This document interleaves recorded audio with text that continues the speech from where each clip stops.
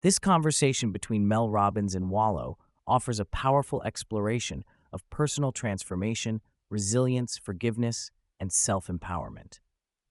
Wallo, having spent more than half of his 46 years incarcerated, shares intimate insights into his journey from prison to success. The dialogue covers generational incarceration, mental imprisonment, the power of clarity and intention, the importance of imagination, the challenge and freedom of saying no, the role of forgiveness, and the necessity of breaking free from limiting thoughts and environments. Wallo speaks candidly about growing up in a cycle of incarceration where multiple family members, including himself, his stepbrother, and brother, have been cellmates.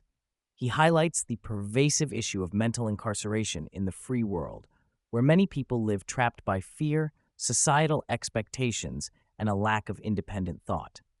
According to him, these mental prisons are often self-imposed due to worrying about others' opinions and conforming to groups without questioning why. This form of imprisonment keeps people stuck emotionally and mentally, unable to pursue their true desires or authentic selves. Wallo underscores the importance of using a mirror beyond vanity as a tool for brutal honesty and self-reflection.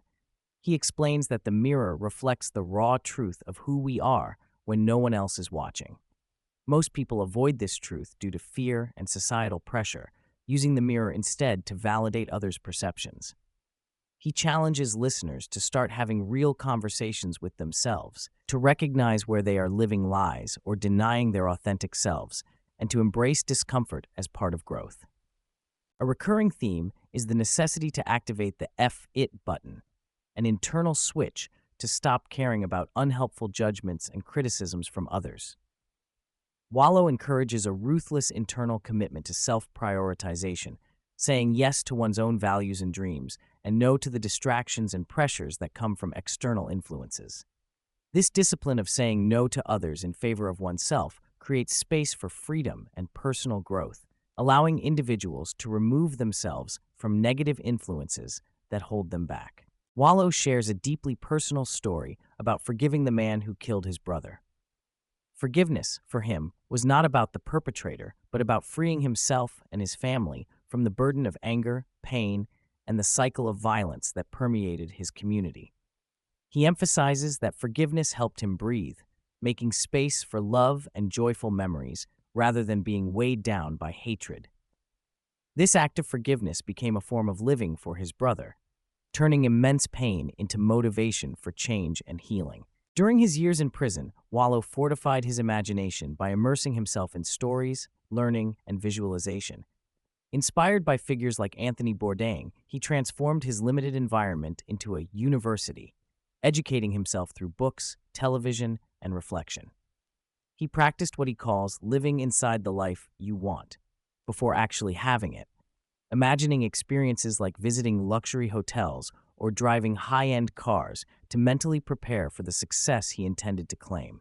This mental preparation made him confident and ready to perform once he was released. Wallo lays out a harsh truth. The greatest obstacle for most people is themselves. He explains that while external factors may seem to block progress, often the biggest enemy is internal resistance, manifested in fear, doubt, and overthinking.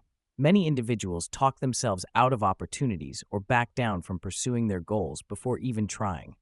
He champions cutting through this self-sabotage with intentionality and boldness, stressing that nobody will stop you except you yourself. Upon release, Wallo quickly recognized how accessible many tools for success are, such as starting a business, opening bank accounts, and leveraging social media, which require minimal barriers. He critiques the excuses people make about not being able to move forward, pointing out the ease of access in modern society, especially compared to when he was growing up. This awareness fueled his determination to succeed and destroyed the narrative that systemic barriers should be a permanent block. Energy management is another critical topic. Wallo divides energy into positive, negative, and inert, noting that many people lack the energy to pursue change. He also highlights the importance of interacting with new people rather than relying solely on familiar circles. Strangers, he says, are often the ones who can open doors to wealth and opportunity, not just close friends or family, urging listeners to expand their social reach and not worry about the support of their immediate networks.